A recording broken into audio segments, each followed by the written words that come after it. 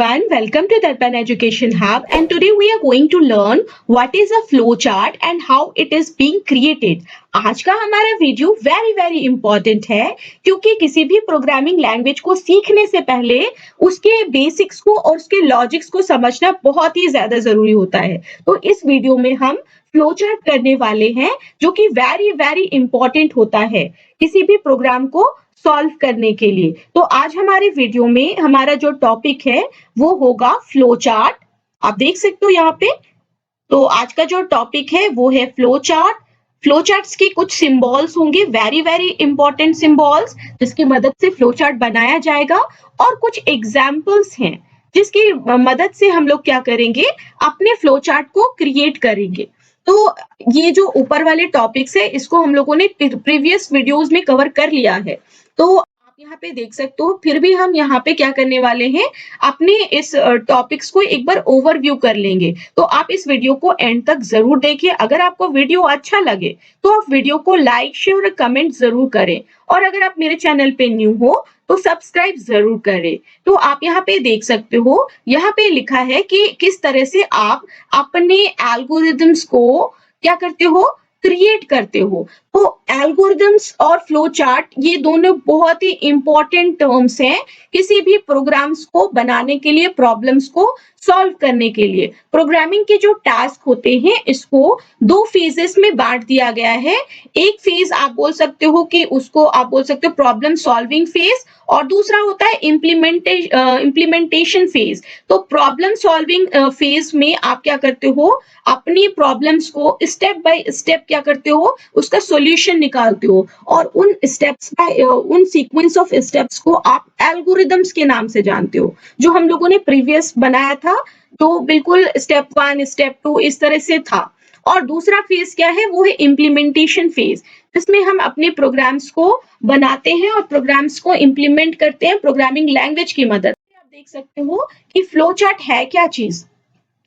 तो यहाँ पे फ्लो चार्ट क्या है, तो फ्लो चार्ट को आप दो टर्म्स में समझ सकते हो, डिक्शनरी के टर्म्स में, एक टेक्निकल टर्म्स में। तो डिक्शनरी के टर्म्स से अगर फ्लो चार्ट की बात करो तो फ्लो चार्ट क्या है, वो एक इसमें स्कीमेटिक रिप्रेजेंटेशन है, वो एक डायग्राम है सीक्वेंस ऑफ ऑपरेशंस का। तो जब आप अपने ऑपरेशंस को स्कीमेटिक डायग्राम्स की मदद से या किसी डायग्राम की मदद से क्या करते हो, उसको रिप्रेजेंट करते हो, कहाँ पे, मैन्युफैक्चरिंग प्रोसेस में और कंप्यूटर प्रोग्राम में, तब आप उसको फ्लो चार्ट बोल सकते हो। तो ये जो है ये आपका डिक्शनरी के टर्म से है। एक्चुअल में flow chart is a diagram. Flow chart क्या है, डायग्राम है, जिसमें हर एक स्टेप्स को आप किसी सिंबल्स की मदद से क्या करते हो, रिप्रेजेंट करते हो। तो उसको आज हम लोग करने वाले हैं। तो टेक्निकल टर्म्स में फ्लो चार्ट क्या होता है, तो a flow chart is a graphical representation of the sequence of operations in an information system or a program। जब आप अपनी प्रॉब्लम को सॉल्व करते हो, अपनी ऑपरेशंस को सीक्वेंस में रिप्रेजेंट करना चाहते हो through graphs, through graphical representations, through charts, या आप बोल सकते हो थ्रू सिंबल्स, तो वो क्या हो जाता है, वो हो जाता है फ्लो चार्ट। तो आज हम लोग का वीडियो इसी के ऊपर होगा। एक्चुअल में फ्लो चार्ट क्या है, तो फ्लो चार्ट एक तरह से आपका जो एल्गोरिदम है उसको आप लॉजिकली शो कर सकते हो, और जो भी स्टेप्स आप यूज कर रहे हो अपने प्रॉब्लम्स को सॉल्व करने के लिए, उसको एक दूसरे से इंटर कनेक्ट कर सकते हो, एंड अपने जो भी ऑपरेशंस हैं उनको फ्लो करके आप दिखा सकते हो थ्रू सिंबल्स, कि मैंने ओवल शेप यूज किया, मैंने पैरेललोग्राम यूज किया, मैंने एरो यूज किया, रेक्टेंगुलर बॉक्स यूज किया। इस तरह से हमारा जो प्रोग्राम है ये सिंबल्स के थ्रू रिप्रेजेंट किया जा रहा है, तब आप इसको बोलते हो वो फ्लो चार्ट है। तो ये कुछ सिंबल्स है, वेरी इंपॉर्टेंट सिंबल्स। यहाँ पे सबसे पहले आप देख रहे होंगे कि ओवल शेप है। ये ओवल शेप है जिसको आप यूज करते हो किसी भी प्रोग्राम को, जब आप फ्लो चार्ट के थ्रू दिखाना चाहते हो तो आप यूज करते हो ओवल शेप। तो ये ओवल शेप जो है ये स्टार्टिंग में और एंड में दोनों में लगाया जाता है। दूसरा आप देखिए यहाँ पे, ये है पैरेललोग्राम। जब आपको कुछ भी इनपुट कराना होता है, मान लीजिए आपको दो वेरिएबल्स को इनपुट कराना है, ए को और बी को, तो ए और बी को इनपुट कराने के लिए आपको ये वाले सिंबल को यूज करना होता है, जिसका नाम है पैरेललोग्राम। तो पैरेललोग्राम इनपुट और आउटपुट दोनों के लिए ही यूज किया जाता है। इसके बाद आप देख सकते हो रेक्टेंगुलर बॉक्स है यहाँ पे। रेक्टेंगुलर बॉक्स यहाँ पे ऑपरेशंस का काम करता है। कुछ भी आपको ऑपरेशंस कराना है तो एडिशन, सब्ट्रैक्शन, मल्टीप्लिकेशन, डिवीजन या और भी कुछ ऑपरेशंस हैं, तो उनको करने के लिए आप ये वाला सिंबल यूज करते हो। एंड यहाँ पे एक और चीज है जिसका नाम है डायमंड शेप। तो ये डिसीजन बॉक्स के नाम से भी जाना जाता है कि अगर मान लीजिए आपको चेक कराना है if A is greater than B, इसमें तो दो ही हो सकता है, या तो यस हो सकता है, या तो ए बड़ा हो सकता है, या तो बी बड़ा हो सकता है। तो दोनों में से किसी एक को आप सही कर सकते हो, तो यस या नो। तो आप यहाँ पे डिसीजन बॉक्स में इसको रिप्रेजेंट कर सकते हो with the help of diamond shape. And ये है फ्लो लाइंस। तो फ्लो लाइन का मतलब होता है कि आपका डेटा कहाँ से कहाँ तक फ्लो हो रहा है, ऊपर से नीचे की तरफ जा रहा है, नीचे से ऊपर की तरफ जा रहा है, लेफ्ट टू राइट जा रहा है या राइट टू लेफ्ट जा रहा है। तो ये डेटा को फ्लो करने में हेल्प करता है। एंड ये है कनेक्टर।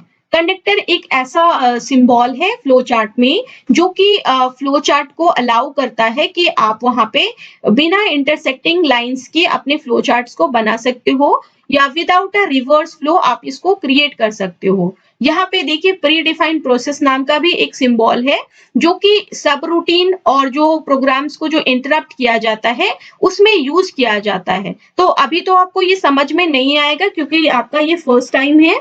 आप बेसिक चीज समझ सकते हो कि स्टार्ट करना है प्रोग्राम, एंड करना है प्रोग्राम, इनपुट करना है, कुछ ऑपरेशन करना है या डिसीजन लेना है, तो उसके लिए जो सिंबल्स है वो बहुत ही इजीली समझ जाओगे। तो आज मैं आपको इसको एग्जांपल्स के थ्रू ओवरव्यू कराने वाली हूँ। तो हमारा जो नेक्स्ट वीडियो होगा उसमें हम आपको ड्रॉ करके सिखा देंगे। तो यहाँ पे आप देख सकते हो कि right N algorithm and draw flow chart. आपको क्या करना है, एक एल्गोरिदम लिखना है और उसके साथ साथ एक फ्लो चार्ट भी बनाना है। तो किस लिए बनाना है, एक ऐसा प्रोग्राम जिसमें आप क्या करोगे, दो साइड्स को इनपुट करोगे, क्योंकि आपको निकालना क्या है, आपको निकालना है एरिया। आपको एरिया ऑफ रेक्टेंगुलर निकालना, पहले इनपुट कराना है दो साइड्स को, उसके बाद आपको क्या करना है, उसका एरिया निकालना है। तो मैंने आपको एल्गोरिथम में बताया था ना कि आपको दो वेरिएबल्स लेना होगा। तो आपने ले लिया यहाँ पे लेंथ और ये हो गया आपका विड्थ, और एक एरिया चाहिए क्योंकि आपको यहाँ पे एरिया कैलकुलेट करके डालना है। तो सबसे पहले स्टेप क्या होता है, स्टार्ट होना। स्टार्ट होने के बाद आपने इनपुट किया, इनपुट बोलो या आप इसको रीड बोलो। तो रीड का मतलब और इनपुट का मतलब दोनों सेम होता है। तो आपने यहाँ पे कुछ इनपुट कर दिया, तो आपने इनपुट किया W में कुछ और L में कुछ। अब क्या करना है आपको, यू हैव टू कैलकुलेट, आपको एरिया कैलकुलेट करना है। तो L इंटू W करने से क्या होता है, तो जो भी कैलकुलेशन होता है वो एरिया में चला जाए। तो आपका L इंटू W मीन्स 14 वो एरिया में चला गया है। एंड आप इसको प्रिंट कराना चाहते हो तो प्रिंट कराने के लिए प्रिंट स्टेटमेंट यूज कर सकते हैं, या आप यहाँ पे डिस्प्ले भी लिख सकते थे। तो ये एल्गोरिदम है। और फाइनली आपको क्या करना पड़ता है, स्टॉप करना पड़ता। तो ये आपका क्या हो गया, ये आपका एल्गोरिदम हो गया। तो इसी एल्गोरिदम को आप डायग्राम के थ्रू, फ्लो चार्ट के थ्रू रिप्रेजेंट करते हो। आप यहाँ पे देखो, सबसे पहले आपने स्टार्ट किया प्रोग्राम को। प्रोग्राम स्टार्ट करने के लिए आपने ओवल शेप यूज किया, फ्लो हो रहा है आपका डेटा नीचे की तरफ, आपने इनपुट कराया, इनपुट करने के लिए पैरेललोग्राम यूज किया गया है। इनपुट L इंटू W या L कॉमा W, मुझे दो वेरिएबल्स चाहिए W और L, मैंने इनपुट कराया with the help of parallelogram. उसके बाद क्या करना है, कैलकुलेशन करना है। कैलकुलेशन करने के लिए मैंने क्या किया, मैंने यूज किया रेक्टेंगुलर बॉक्स, और यहाँ पे L और W को मल्टीप्लाई करके कहाँ डाल दिया, तो मैंने A में डाल दिया। एंड फाइनली हमें करना क्या है भाई, तो हमें इसका जो आउटपुट है उसको डिस्प्ले कराना है, आउटपुट देखना है। तो इनपुट और आउटपुट दोनों के लिए हम पैरेललोग्राम यूज कर सकते हैं। एंड फाइनली हमारा प्रोग्राम तो हो चुका है, तो उसको स्टॉप करना होता है। तो स्टॉप करने के लिए again we have used the oval shape, हमने ओवल शेप यूज किया है स्टार्ट के लिए भी और एंड के लिए भी। तो ये है क्या चीज, तो ये एक फ्लो चार्ट है जिसकी मदद से हम रिप्रेजेंट कर रहे हैं एरिया ऑफ रेक्टेंगल। तो इस तरह से example number 2, write an algorithm and draw flow chart to convert the length in feet to centimeter। आपको करना क्या है, आपको एक एल्गोरिदम बनाना है और उसके साथ साथ एक फ्लो चार्ट भी बनाना है। इसलिए तो आप चाहते हो कि आपके पास एक वेरिएबल है जहां पे आपका लेंथ फीट में है और उसको कन्वर्ट करके आप दूसरे वेरिएबल में रखना चाहते हो। इट मीन्स कि मेरे पास एक वेरिएबल है जिसका नाम है लेंथ इनटू फीट और दूसरा वेरिएबल है जिसका नाम है लेंथ इनटू इन सेंटीमीटर। तो अभी आपको करना क्या है, आपको कैलकुलेशन करना है कि अगर मैं LFT में 30 को मल्टीप्लाई कर दूं तो मेरा ये क्या आ जाएगा, तो मेरा ये कन्वर्ट हो जाएगा लेंथ इन सेंटीमीटर में। तो ये मेरा कैलकुलेशन है, मेरा लॉजिक है। मैंने यहाँ पे 20 डाला मान लीजिए सपोज, तो ये क्या करेगा 20 इंटू 30 कर देगा और जो भी उसका रिजल्ट आएगा उसको वो एलसीएम में डाल देगा। इट मीन्स कि आपका यहाँ हो गया 20 इंटू 30, तो ये आपका हो गया 600। तो आपका यहाँ पे 600 स्टोर हो जाएगा जो कि कन्वर्ट हो चुका है। तो मैं आपको ये लॉजिक बता रही हूँ, इसी चीज को यहाँ पे एल्गोरिथम के थ्रू बताया गया है। तो पहले आपने रीड किया, मतलब आपने एक डिक्लेयर कर लिया मुझे वेरिएबल चाहिए, मैंने इनपुट कर दिया कीबोर्ड से 20। अब वो क्या करेगा सेकेंड स्टेप में, LFT मतलब जो मैंने स्टोर किया है उसमें 30 को मल्टीप्लाई कर देगा एंड मल्टीप्लाई करने के बाद जो आउटपुट आएगा वो जाएगा LCM में, वो स्टोर हो जाएगा यहाँ पे। एंड क्योंकि मुझे इसका आउटपुट देखना है तो मैं यहाँ पे क्या करूंगी, लास्ट स्टेप में मैं प्रिंट करा दूंगी जो कि मेरे LCM में स्टोर है। तो ये एल्गोरिदम है, इसी चीज को हमें फ्लो चार्ट के थ्रू बनाना है जो कि मैंने यहाँ पे दिखाया आपको कि ये है क्या, कैसे इसको करना है। तो यहाँ पे आप देखो, यहाँ पे सबसे पहले ओवल शेप है स्टार्ट करने के लिए, तो प्रोग्राम स्टार्ट हो चुका है। उसके बाद मैंने इनपुट किया पैरेललोग्राम की मदद से और उसमें मैंने बोला कि मुझे क्या रीड कराना है, तो LFT रीड कराना है जो आप यहाँ पे देख सकते हो। अगेन मेरा जो डेटा है वो नीचे की तरफ फ्लो कर रहा है, ये एरो इंडिकेट कर रहा है कि मेरा डेटा नीचे की तरफ फ्लो कर रहा है।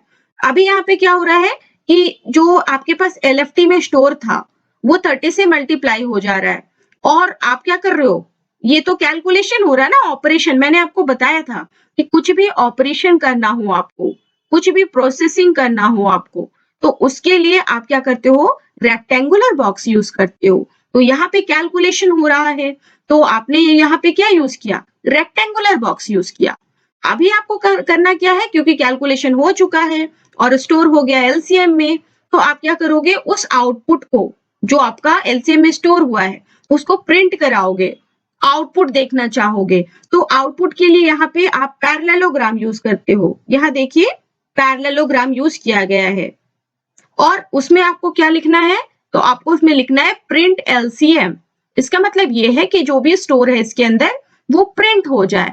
आप इसकी जगह पे, प्रिंट की जगह पे डिस्प्ले भी लिख सकते थे, डिस्प्ले LCM। एंड फाइनली आपका प्रोग्राम क्या हो गया है, स्टॉप हो गया है। तो यहाँ पे आपका क्या हो जाएगा, यहाँ पे आपका हो जाएगा स्टॉप, जो कि ओवल शेप की मदद से किया गया है। तो स्टार्ट, इनपुट, प्रोसेसिंग के लिए रेक्टेंगुलर बॉक्स, आउटपुट के लिए पैरेललोग्राम एंड स्टॉप के लिए अगेन ओवल शेप। तो आप यहाँ पे देख सकते हो कितनी इजीली ये फ्लो चार्ट बन गया है। मैं आपको इसको अलग से क्रिएट करना सिखा दूंगी, पहले मैं आपको ये दिखाना चाहती हूँ कि फ्लो चार्ट होता क्या है, दिखता कैसा है ये। आप एक और एग्जाम्पल यहाँ पे देख सकते हो, मैंने यहाँ पे एक एग्जाम्पल आपके लिए रखा है जिससे आपको लॉजिक समझ में आ जाए। तो ये एक एल्गोरिदम है, यहाँ पे देख सकते हो आप, बना बनाया हुआ है, आप बस समझने के लिए यहाँ से देखो। तो आपको करना क्या है, पहले पढ़ना है question, you have to read the program जो भी आपका है। तो राइट एन एल्गोरिदम, आपको एक एल्गोरिदम बनाना है और उसके साथ साथ क्या करना है, you have to create a flow chart. और उसके लिए आप क्या करोगे, अपने स्टेप्स को फॉलो करोगे जो आपने समझा है। आपको क्वेश्चन क्या है, तो कैलकुलेट द ग्रेड, आपको ग्रेड निकालना है। ग्रेड कैसे निकलता है, तो मैंने एनालाइज किया कि मैं क्या करूं, मैं एक वेरिएबल ले लूं जिसमें मेरा कोई सब्जेक्ट हो, जैसे मेरा M1 है, इंग्लिश सब्जेक्ट है, यहाँ पे हिंदी सब्जेक्ट है, यहाँ पे मैथ सब्जेक्ट है, तो मैंने नाम रख दिया M1, M2, M3। अब मैं 20 डालूं, 30 डालूं, 40 डालूं, जो भी मैं डाल दूं यहाँ पे, वो सारे क्या होंगे, स्टोर्ड हो जाएंगे इन वेरिएबल्स में। फिर से मैं एक लूंगी जिसमें मैं इन सबका टोटल करना चाहती हूँ। तो इसके लिए मैं ले सकती हूँ सम, या मैं क्या करूं, इन सबको अलग से कोई वेरिएबल ले लूं। जैसे मैंने यहाँ पे ले लिया इन सबका सम, तो इसमें मुझे कैलकुलेशन करना होगा, बहुत सारी चीजें होंगी। तो पहले आप यहाँ पे देख लो, यहाँ पे मैंने किया क्या है एल्गोरिदम में। सबसे पहले मैंने क्या किया, मैंने इनपुट कराया। इनपुट मतलब रीड कराना। आपको मैंने बताया था रीड मीन्स क्या, कीबोर्ड से जो भी हम टाइप करेंगे वो वेरिएबल में जाके स्टोर हो जाता है। तो मैंने 1 2 3 4 या 4 सब्जेक्ट्स लिया है, या 4 मार्क्स हैं। अभी मुझे करना क्या है, मुझे इन सबको सम करना है, क्योंकि मुझे ग्रेड निकालना ना। ग्रेड कैसे निकलता है, तो परसेंटेज के ऊपर निकलता है। तो परसेंटेज का क्या फॉर्मूला होता है, तो आप M1 को, M2 को, M3 को और M4 को, इन सबको ऐड करके क्या करोगे, आपके पास कितने सब्जेक्ट है, 1 2 3 4, 4 सब्जेक्ट्स, हम इस पर डिवाइड कर दोगे तो आपका परसेंटेज जो भी है वो निकल जाएगा इस तरह से। और आपको यहाँ पे देखना है यहाँ पे क्या हुआ है। तो ये सेकंड स्टेप में देखिए आप लोग, ग्रेड में क्या करना है, तो M1 M2 M3 M4 इन सबको ऐड करके क्या करो, 4 से डिवाइड कर दो। और डिवाइड करने के बाद उसको कहाँ डाल दो, तो आप इसको ग्रेड में डाल दो। कहाँ डाल दो, तो ग्रेड नाम का एक वेरिएबल है वहां स्टोर कर दो। तो ये स्टेप 2 हो गया आपका, कि आपको क्या करना है, सम करके टोटल नंबर ऑफ सब्जेक्ट से डिवाइड कर देना है। उसके बाद नेक्स्ट क्या है, तो आपको ये चेक करना है कि जो ग्रेड में, जो आपने यहाँ पे ग्रेड लिया है, मान लीजिए अगर उसका ग्रेड में परसेंट 70 है, तो क्या होगा, तो स्टेप 3 समझना है आपको। इफ, अगर ग्रेड में क्या हो, जो भी नंबर हो वो 50 से कम हो, अगर वो 50 से कम होगा तो आप प्रिंट करा दो कि वो क्या है, फेल है। एल्स, नहीं तो क्या प्रिंट करा दो, वो पास है। और एंड इफ, ये आपका प्रोग्राम यहाँ पे स्टॉप हो चुका है। तो स्टेप 4 में क्या हुआ, तो प्रोग्राम जो है वो स्टॉप हो चुका है। तो ये मेरा एल्गोरिदम है। अगर आपको एल्गोरिदम समझ में आ गया है, आप फ्लो चार्ट भी बहुत इजीली बना लोगे। सबसे पहले यहाँ पे देखिए, आपको करना क्या है, आपको प्रोग्राम स्टार्ट करना है। आपने ओवल शेप यूज कर लिया, ये देखिए, जिसके अंदर आपने स्टार्ट लिखा है। दूसरा क्या है, आपको इनपुट कराना है। तो मैंने आपको बताया था ना कि पैरेललोग्राम को इनपुट के लिए यूज किया जाता है। तो मैंने इनपुट क्या किया, M1 लिया, M2 लिया, M3 लिया, M4 ले लिया। आप यहाँ पे कॉमा यूज करना, comma M1 comma M2 comma M4। तो ये सारे सब्जेक्ट्स हैं, आप अपने वेरिएबल्स का नाम चेंज कर सकते थे।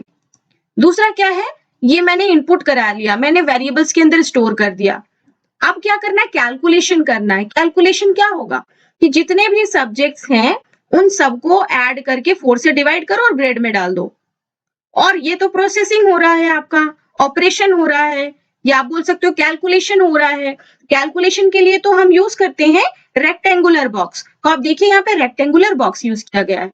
अब आपका ग्रेड तो आ गया यहाँ पे, ग्रेड के अंदर ये डिसीजन बॉक्स है, और आपको क्या करना है, आपको चेक करना है क्या ग्रेड में जो भी स्टोर है, ग्रेड में जो भी स्टोर्ड है, क्या वो 50 से छोटा है।